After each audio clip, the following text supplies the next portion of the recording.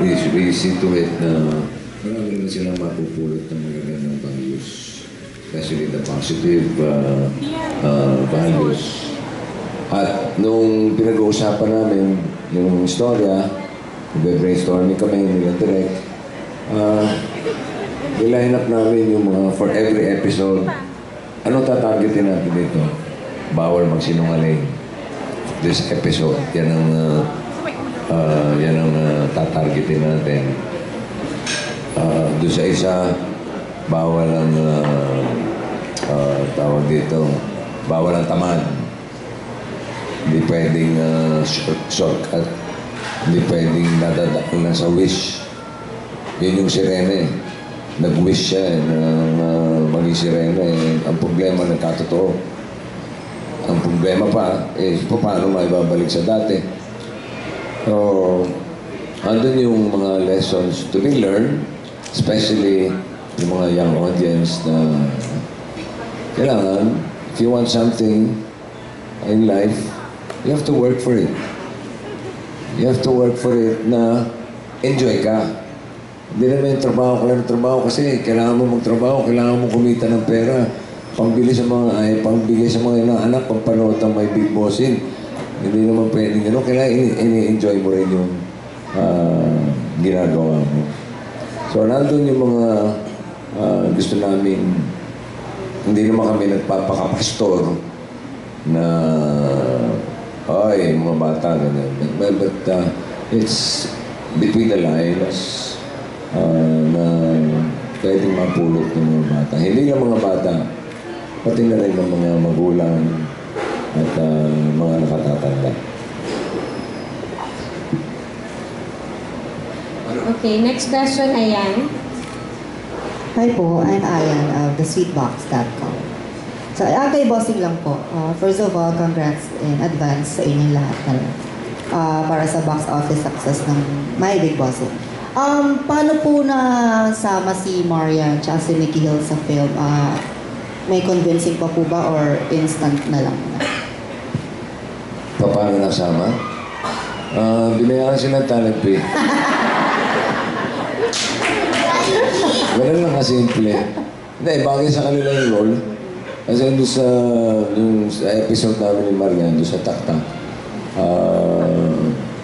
mga reporters, journalist, tapos may TV show ako.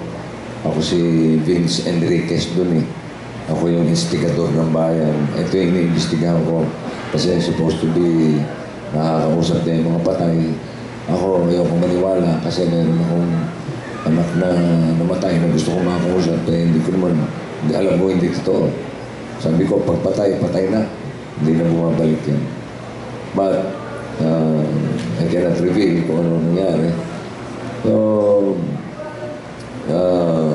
ano kami nun? Si Maria naman, siya yung parang executive producer ko ng away ko na fan nito, na paniwala. Yung medyo may pagkamatara yung dating na bagay sa kanya. So, nung may nag-suggest na bagay kay Marian Rivera yan, ayun, talent fee na katapat. Tapos si Nicky Hill naman, Reyne, na magaling kumanta. So, sakto sa kanya. Meron theme song yung Prinsesa na bukas na ang title. And siya yung kumanta nun. Napakagaling naman ng kanyang rendition ng awitin. So, bagay sa kanya. Kami naman, nauuna kasi yung karakter eh. Katulad nung karakter ni Nino, kailangan namin ng payat na may pagkakontrabidang hindi mo dapat kainisan. Oni ng dating. Diba? Kasi kailangan namin ng parang kontrabida na hindi, yung tipong cute na kontrabida lang. Hindi po, ayaw namin yung kontrabidang isusumpa mo hanggang sa pag-uwi mo eh. Kasi, ano na, take into consideration yung mga bata. Siya yung cute na kontrabida na. Sakto kay ninyo. with Direct Marlon, since last year, #1 yung Little Bossings, di ba? This year ba medyo bawas yung pressure kasi tatlo kayong may hawak ng film? O parang ganun pa rin yung bigat? Ano ka ba? Siyempre pagkasama ka sa pelikula, kasama ka sa buong pelikula, di ba? Hindi naman yun yung parang tingi-tingi na aalis sa episode 1, episode 2, di ba? Hindi naman ganun eh. So, I'm still hoping, and may pressure pa rin siya siyempre. Ang maganda lang nito kasi mas naging komportable na talaga ako sa... Hindi mo ako nahirapan sa kanila the first time, pero mas naging komportable ako. And syempre si Binibining Joyce din naman yun, di ba? Hindi naman matatawaran. Tsaka si Direk Tony, may mga hits din naman. So, hindi bago sa kanila tong pressure na to. Hindi bago, even for me, hindi na rin bago. So, in-enjoy ko na lang ng bonggang-bongga ang prosesong ito. And, syempre, may Christmas nga, so wish namin, mag #1 pa rin ang sa tulong ninyong lahat, di ba? Ito na My Big Boss. Nami-miss niyo po gumawa ng indie films? Masarap dito kasi may budget, may pagkain. Bakit tayo, Chris? Solid, gano'n. Hindi, may gagawin pa rin naman ako, pero nag-enjoy din ako gumawa ng studio na films. Kasi I think, nung huli ako sumama sa float ng Christmas float ng film festival, nakita ko yung dami ng tao nanonood, yung nakahilera sa kalsada. And naisip ko na parang, ito dapat yung kinakausap eh. So hindi mo pwedeng i-neglect yung ganung klaseng audience because yun talaga yung audience ng pelikulang Pilipino. So I enjoy the process working with the studio film. Enjoy din ako dun sa proseso ng mga indie. So may kinita na ako, pagkasin ko na sa indie next year yung mga kinita. Congrats, Direk. And kay Raisa. Hello po. Ayun. Ano yung bonding moment niya ni Alonzo sa set? Lagi po kami naglalaro, kumakain, nagsasayaw, nagkukulitan. Kasi nga po, crush niya ako. Sino mas cute? Si Alonzo o si Bimbi? I want to keep my private life private.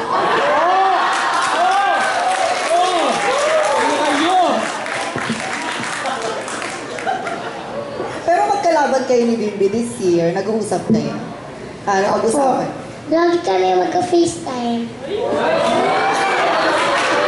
Wala yung sabi mo, ayaw mo maging cougar? Diba sabi mo? Cougar. Ayun, congrats po. Salamat po. This is for Alonzo. Alonzo, ilang taon ka na? 4. Sinong mas pogi? Ikaw ang daddy mo. Oh, 2 of me. But I can swim to my swimming pool, even to my bathtub. did you have fun shooting? Did you have fun shooting? Yes. Yes?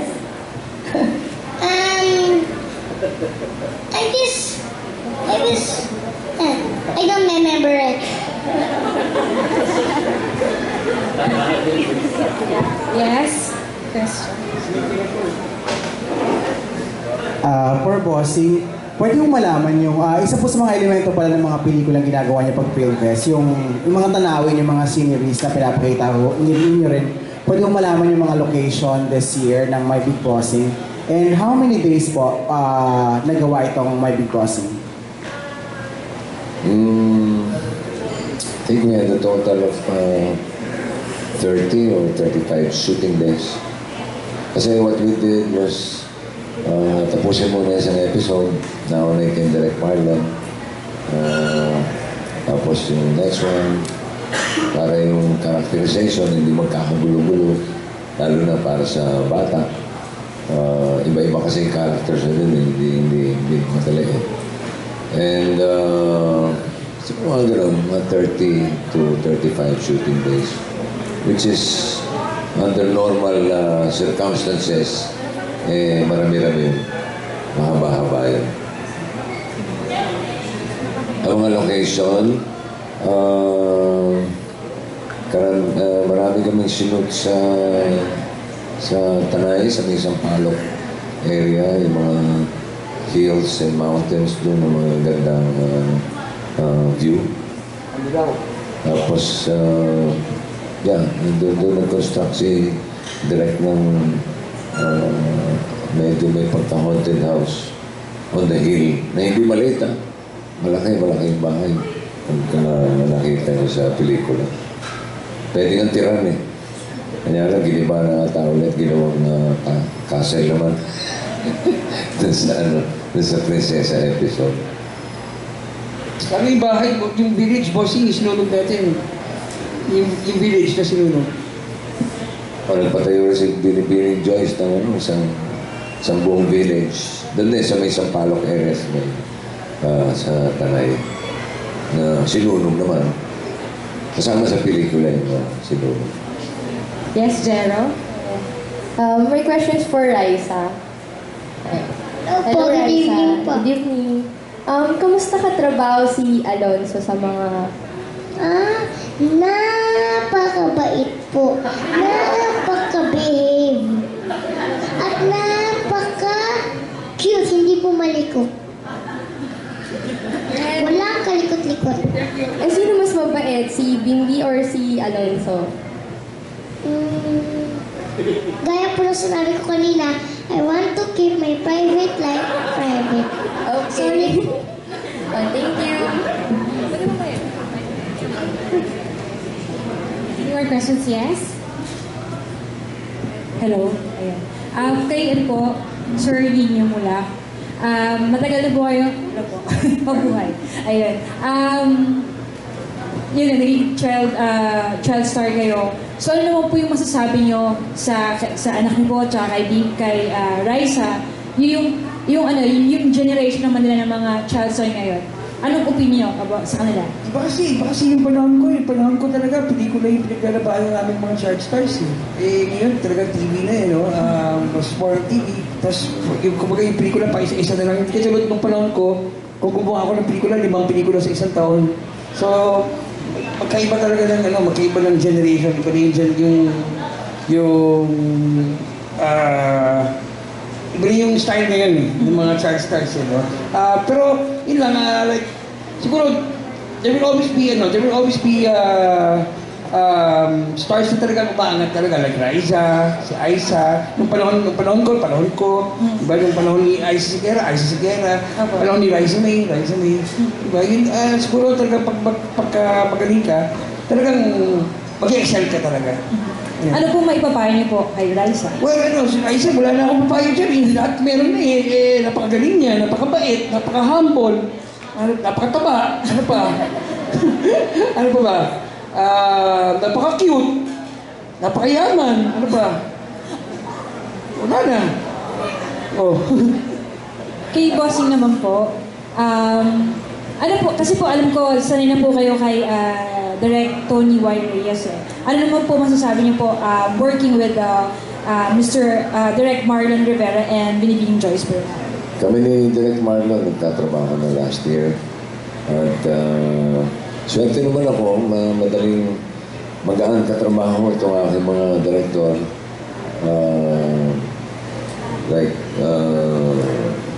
Karamihan ng aking pelikula, si Tony Reyes.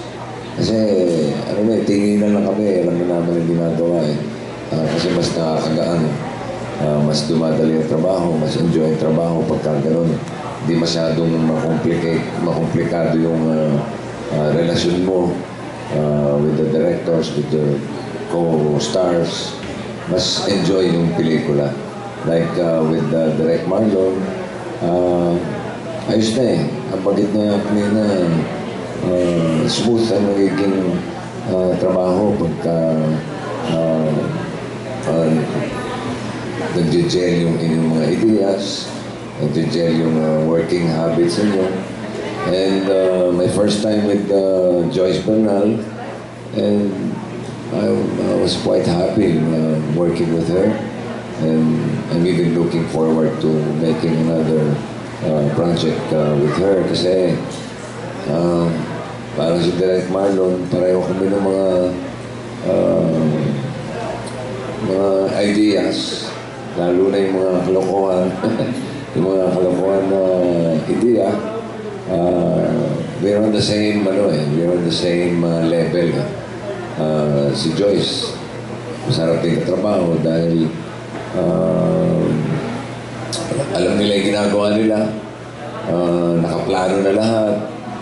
Hindi yung ano gagawin natin ngayon, parang gano'n, hindi. Talagang naka-line up na lahat ng mga shots, alam nila kung anong pagdating sa mga characters and all that. I'm just, ako, swerte lang siguro ako na ang mga nakakatrabaho ko, katulad nila Direk Marlon, Direk Joyce, Direk Tony, na magaan katrabaho, enjoy katrabaho.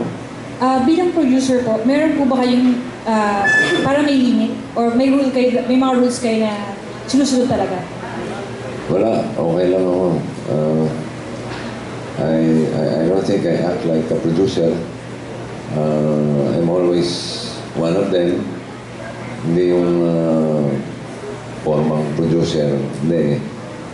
Ayoko nang ganun kumbaga, kung ano yung kinakain mo, hindi nakakainin ko. Walang nakakaangat dito, pantay-pantay yung kaya rito. Mapa sa crew ka, mapa director. Maraming salamat sa inyo. Pakiinit na palakpakan. Sige po. Hey, Jam. Question po para kay Direk Marco. Sir, yung makasama po sina Direk Tony at Direk Joyce, ano po ito? Naging challenge po sa inyo o mas nakatulong po? Separate naman yung proseso, di ba? So, nagkita kami nung simula para pag-usapan. Sabi nga ni Bossing, may pinag naman yung aral. May aral talaga about isa tapos merong characterization. Nakatawa ko si Direk Tony kasi sa My Little Bossing siya yung he's part of the producer, who's also my supervising producer. So, kumbaga, I already know how to work with him. So, meron na siyang, marami akong tutunan sa kanya how to do comedy in a sense na yung how to do the edit, kung paano yung sa may konting ramping, sa may konting point, so yung pulso na gano'n, natutunan ko sa kanya the first time. Sanay ako doon. Si Binibining Joyce naman kilala ko personally so tsaka siyempre kilala ko yung trabaho ni Joyce.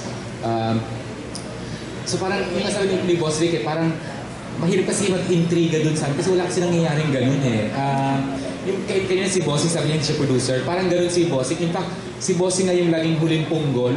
Yung siyempre, kailangan umuwi si Raisa, matutulog na siya. So, Bossing, pwedeng mamaya ka na.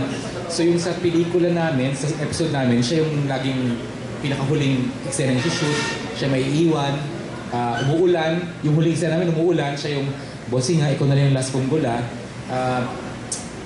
he understands the process So, yung mga bata ang pinaprioritize namin sa umaga. Tapos si Bossing, siya na mismo yung nagpapaubaya na siya yung huling uuwi.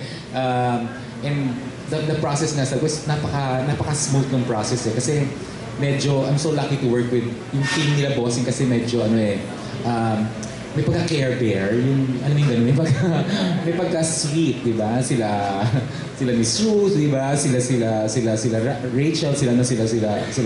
Sobrang sweet nila So, parang pamilya lang yung patakbo ng shoot. So, parang gano'n lang kasimple. Parang nagluwa lang ng wala. Parang gano'n. Kasi hindi mahirap yung prosesong dinaanan namin.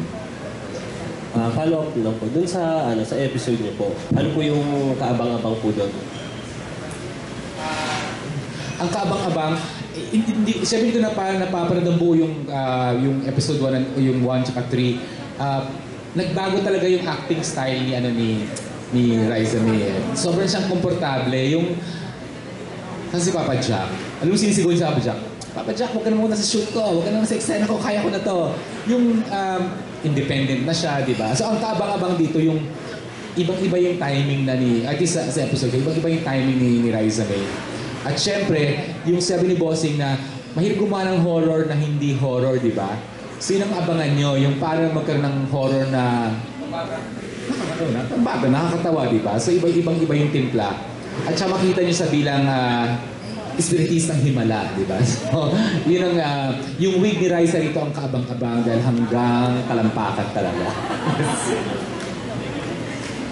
Mother Jack, good evening po and congratulations in advance And maraming salamat din po, Bossing Dick, kasi naging tradisyon na ng mga vloggers na lagi mo kami iniimbitaan.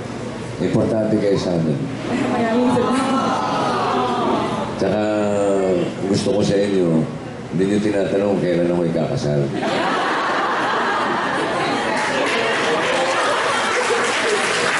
Tapos yung palatanong mo, Tsaka we keep your information private. microphone please. We keep the information that you gave us sa private. Private life, Oo. private. Oo. Ay, sa mail lang ang peg. Itatanong ko lang po sa bawat isa sa inyo kung ano ang inyong pinaka-paboritong scene sa movie. Kung hindi man sa 3 episodes na yon, kundi yung pinaka-paborito na lang. Without spoiling the movie. For me?